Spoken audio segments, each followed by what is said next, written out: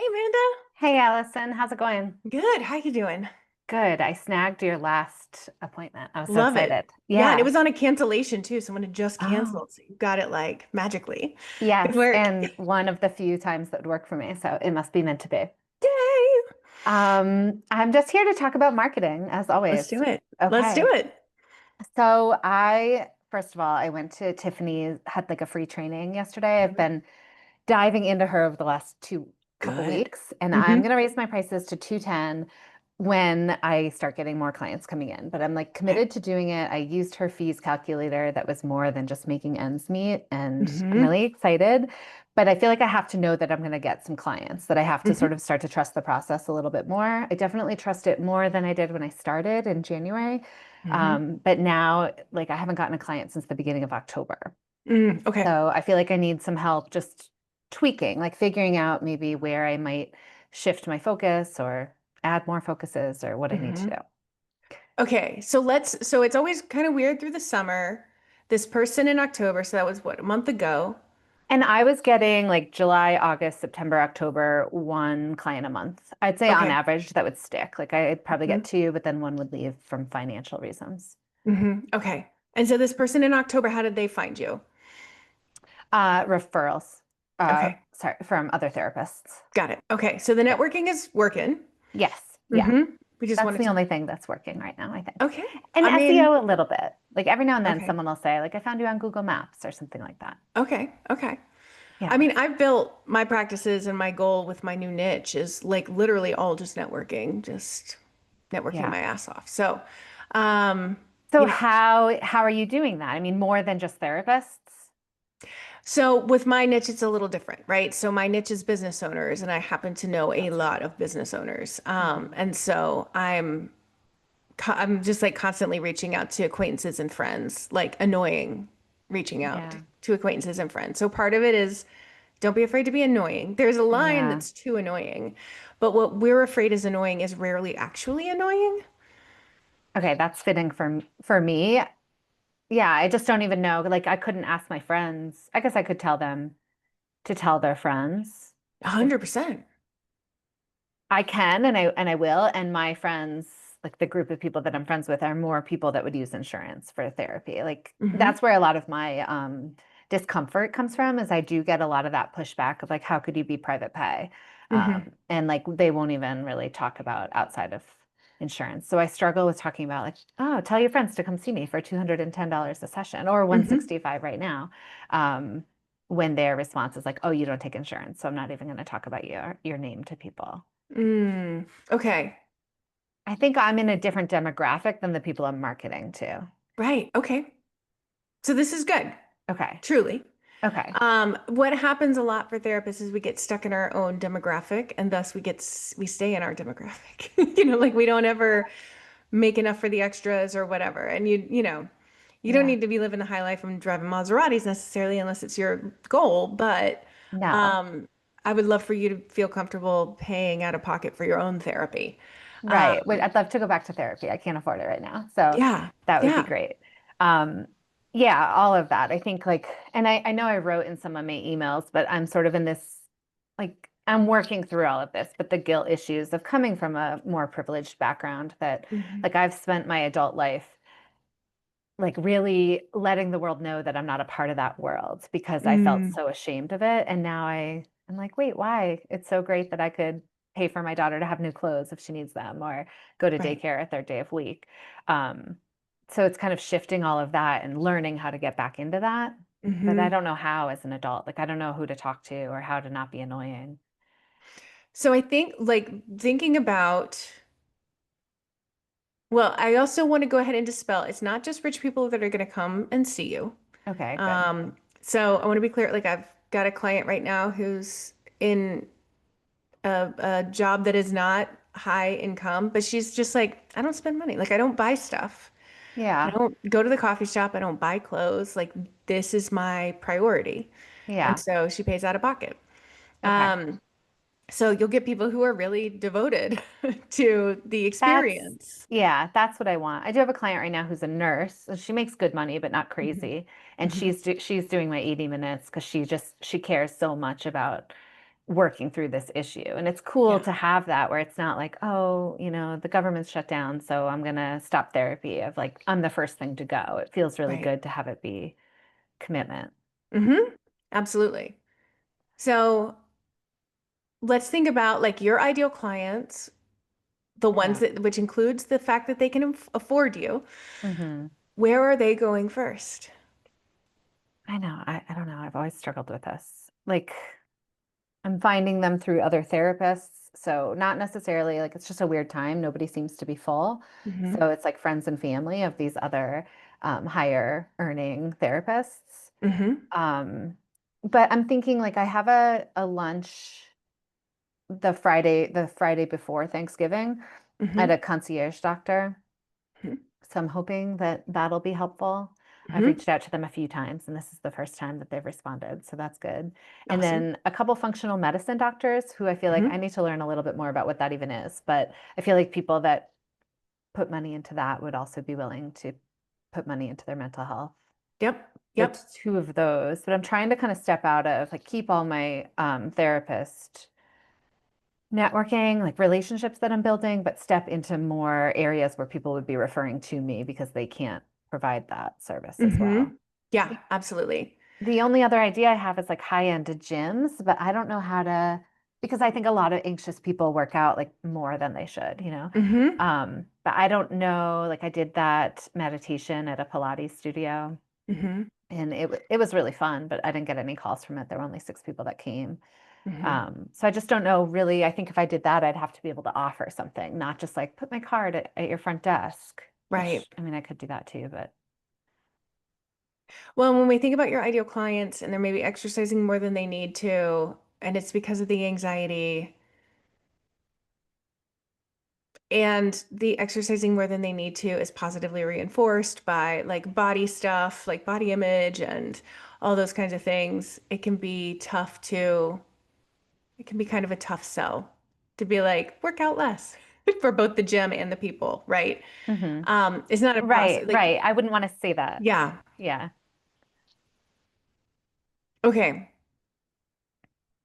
I think that there's an option at the gym, like, uh, you could even come at it from this, like, you're managing your anxiety pretty well with exercise. And like acknowledging, like, we all know it's helpful. Like, yeah, good for you for taking this step. And yeah, if it's still leaking out, if it's still squishing out the top of like this lid that the exercise helps put on it, yeah, then here's some ways. So you could even frame it as like a holiday thing, like balancing like health, like your mental health. People don't like word mental health, but like balancing your well-being. People love well-being. yeah. I was gonna say Um, wellness, right? yeah, yeah. Um, okay. Having grown up, I'm shifting gears for a second. Having Uh-huh. grown up in privilege, if you had stayed in that world and you needed the care that you are currently providing, how would Yeah. you find people? God, I feel like they don't ask for help because it's like not okay. The town I grew up in, there's a movie where everyone's in black and whites, Pleasantville. Uh-huh. It's made after the town. Like the town I grew up in is the like reason that they made that movie. And that's so true. Like everybody, we always would say when we were kids, like we're gonna grow up and wear aprons in the kitchen, and like because we all wanted to get out of there. Most of my friends Hmm. lived there with 4 kids and are Hmm. married to investment bankers, just like our dads were. Hmm. And I know, like from being friends with some of them in college, that their now husbands cheated on them all through college. So I Hmm. think seeing them on Instagram, they're not super, I mean, they look amazingly happy. They have the biggest houses I've ever seen, but I know that there's more under the surface, Right. or unless things have changed. But I also grew up there. I know that they haven't. So they're not talking to their friends about it. They're not really Hmm. talking about it at all. So it's like, where would I put that message where they could see it and hear it, but not have to talk to someone else about it first? Does Hmm. that make sense? Yeah. Um, and probably feel safe like coming to see me, knowing that they might never talk about it because Right. they might like go to therapy thinking they're going to talk about how to make their husbands happy without ever really dealing with the fact that they're unhappy in a marriage that they don't want to be in anymore. Mm-hmm. So where would they, so like I can think of putting pamphlets somewhere or like building relationships with the clients. So it'd be like a monthly talk somewhere so they get to know me so they could have, Mm-hmm. is that a thing? Is that like something that people that That I could could, be a thing, but my question is like, is that your ideal client? Because if we build marketing around it, I want to make sure it's your ideal client. yeah, I mean, my ideal client is sort of shifting by the needs because I think my ideal client is anxiety, self-esteem, relationship issues. And so Mm-hmm. I don't really put an age parameter on that, but when I think about the clients that I've really loved working with, they're usually late 20s. They're Okay. like in that first relationship where it's like, am I going to marry this person or leave? And like Mm-hmm. finding the courage to leave is what I really love helping people with. Okay. In practice, that sounds horrible. Get No, out of it's there. great. Yeah. It's hard to market, but It is, yes. Like I have one girl she's 39 and she came to me from a friend of mine who lives in LA. They're friends, so he just sent her to me. But she's my ideal client. She's like in this horrible relationship. She came to me and she was like, I'm definitely going to stay. I just want to make this relationship fit my values. And now she's like really close to leaving. If I told you everything about this person, you would be like, yes, get out of there. Like it's yeah. such an abusive relationship. But it's fun to me to like tread lightly and just like Mm-hmm. help them make the decision for themselves. So that's my ideal client is sometimes it's staying too. It's not like always leaving, Right. but being able to get to the courage up to be able to look at like this internal anxiety, this self-esteem, like, is this your issue or is this because you're surrounding yourself by such toxic people?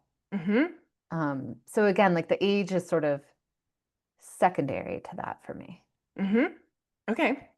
So yeah, I think that is my ideal client who I was talking about before, but it's Mm-hmm. like a piece of it. Right. It's also the college kid that is in their first relationship ever and is like, this is going to help me escape my upbringing. It's like Right. exactly what I went through. And then realizing that this is the same thing and like getting out of there is where you're going to learn independence. Right.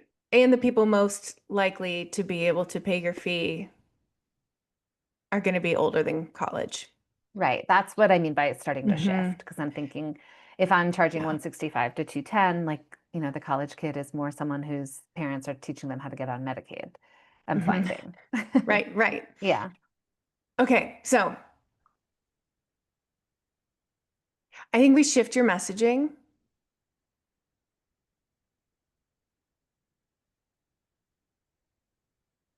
so that you were speaking directly to like these women that you went to high school with. You know them well, you know what they were brought up in. Okay.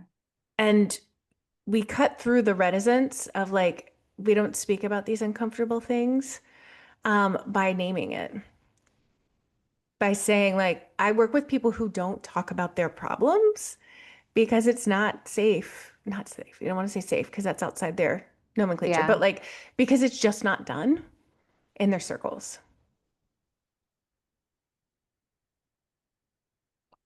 Yeah. So thinking about this client that I have now, she's from a different background, but she doesn't talk about her problems because she knows that her relationship is terrible. She Hmm. doesn't want everyone else to judge him if she stays Right. with him. Hmm. So I love that we don't talk about our problems, but maybe like because the risks don't outweigh the Love benefits. it.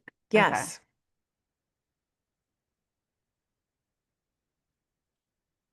Does this mean I'm changing my website, like everything on my website? Am I changing my ideal client right now? Possibly. Possibly. Let's keep massaging it to see. Okay. Because I do love, like, my ideal client's not changing in my head. It's just, Hmm. It's just the messaging around it. Yeah.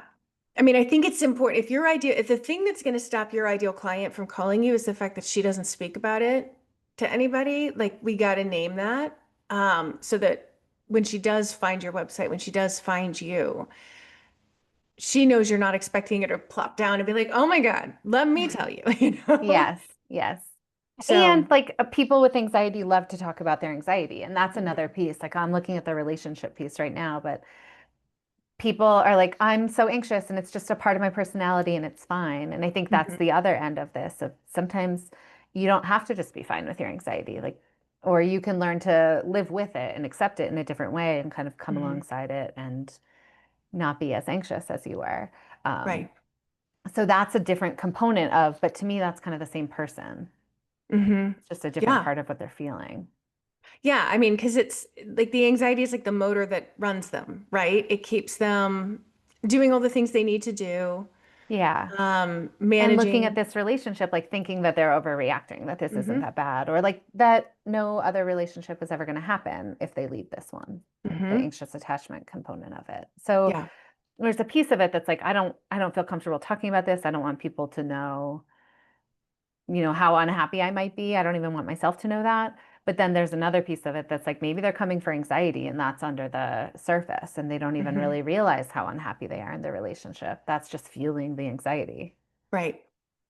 And it might be that if they see like, oh, you're so unhappy in your relationship on your website, they can't accept that for themselves yet. Like they're just not there. I think so. Yeah. So that anxiety is the gateway, kind of like anxiety is often the gateway to trauma work, right? Like Yes, anxiety is the which I gateway also to, love. Yeah. yeah, Yeah. yeah. And Okay. all of this I love tweaked with that anxiety. Like Hmm. it's weird to say that, but like the trauma without the anxiety attached to it, I'm like, I don't know how to work with you as well. Like the Right. anxiety helps me come alongside and help these people find peace. So Hmm. I need that to be a part of it. But yes, like again, even this 39-year-old woman that I work with, she would never have come to me on her own if my website is all about relationship problems, even though she knows her relationship is abusive. She just Right. didn't want to leave it. So she Hmm. wouldn't have wanted to face that. Right. And so you could give example, like you can talk about, which I think you already do on your website of like, you talk about the anxiety and then you could say, if some of my clients struggle in their relationships, like you can talk about like, they know they're supposed to be happy because on paper, everything's fine.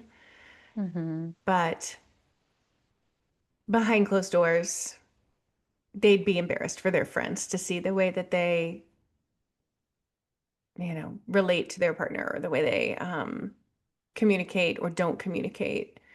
I like it, like putting it on them too, because I Hmm. think they're coming to me thinking, I'm so broken. Hmm. So like I'd be embarrassed for my friends to see how I react or I respond to Right. Right. that. Just writing it down. Mhm.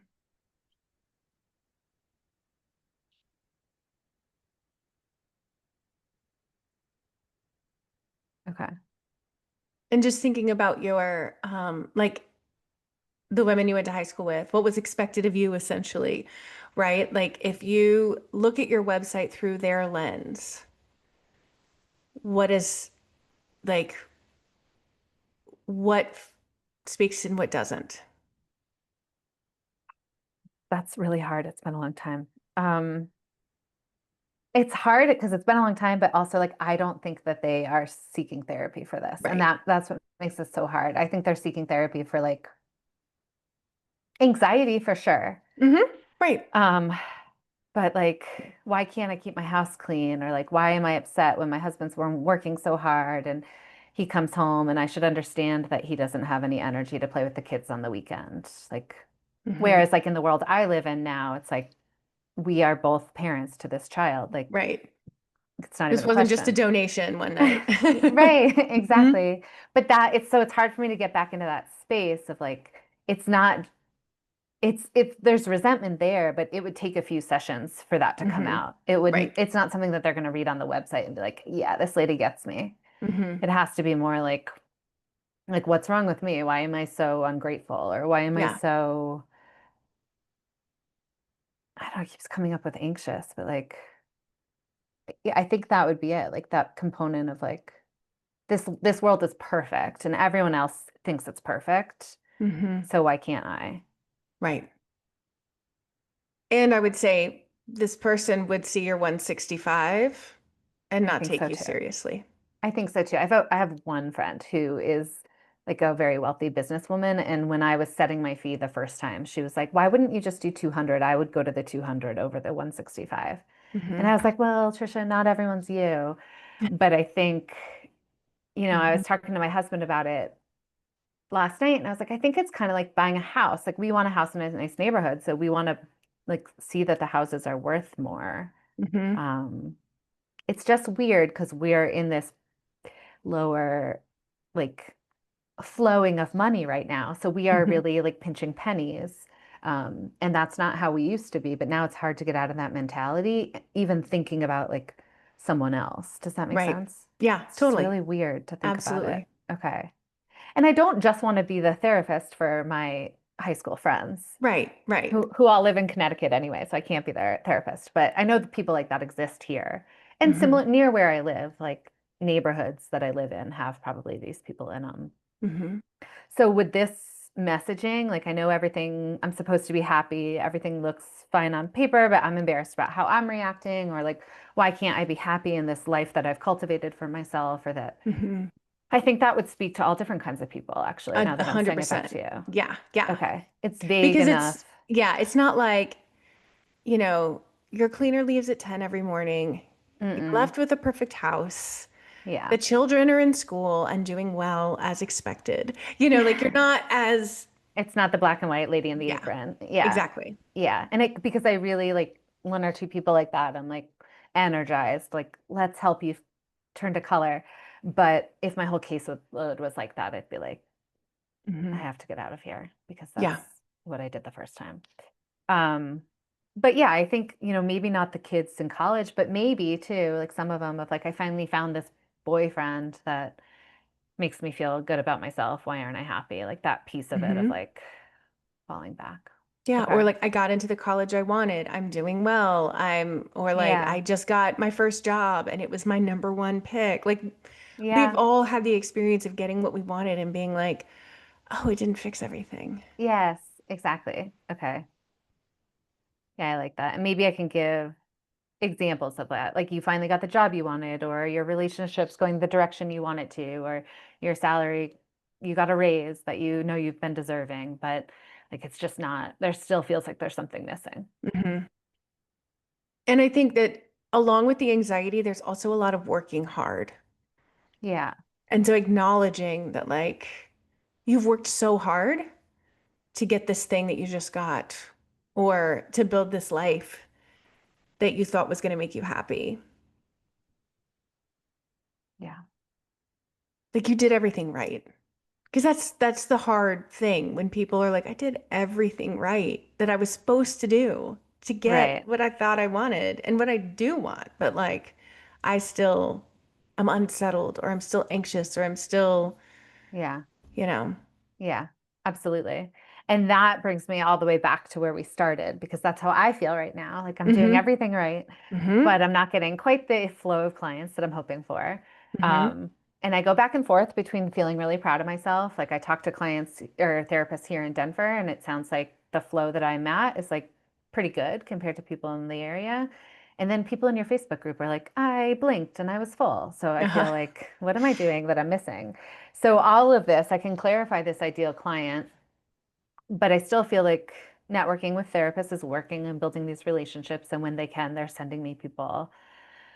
But in terms of tweaking my marketing with this, like I'll shift the language, I think probably on that first page, like I have my services pages that still Mm-hmm. speak to that, but I think I can tweak that first page that's a little more honed in on what we're talking about.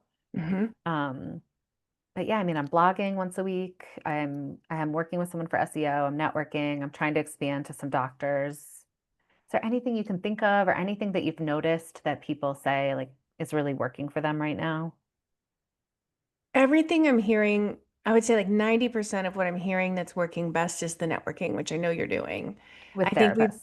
with just in general, networking in general. So I think it might be like figuring out, because these are people who are not talking about it. So it's kind of harder, but they might talk to their Yeah. doctor about it, right? They might want to get on an SSRI because they're feeling Okay. anxious or depressed. Yeah. And they might, it might be their OBGYN that they're talking to about that because that's the one they feel safest with.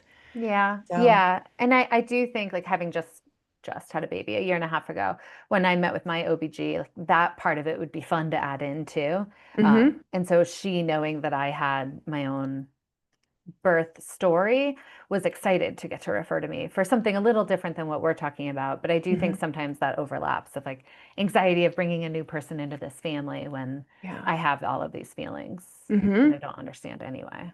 Yeah. Yeah. And, lots of like obstetric folks still do just regular gynecology. And so like she might also have Yeah. people who aren't currently pregnant or giving birth. I know. I said Um, that to her. I was like, you can send me other people that you're putting on birth control too. yeah, yeah. Yeah. Okay. All right. So nothing like crazy new. Just keep networking, try to be creative, Yeah. um, and maybe tweak my language on that first. Do you think I need to change how I talk about my ideal client? Like I say, women with anxiety, self-esteem, and who want healthier relationships. When we're talking about your ideal client today, are they able to cop to the self-esteem piece? I think internally, yes. Okay. Okay. As Um, long as they can internally acknowledge it. I think they might blame that instead of the relationship. Okay. Yeah. Like if I could fix this, then he'd be Hmm. happier with me, or I'd be able to be grateful. Yeah. Okay. Okay, so I can keep that the same. Yeah, for sure. Okay. All right, this was helpful. Thank you so Good. I'm much. so glad. Yeah. Yes. Yeah. And I'll see you Um, in group tomorrow, I guess. tomorrow. Yeah. Have a great rest of your day. You too. Take Thanks, care. Allison. Bye. Bye.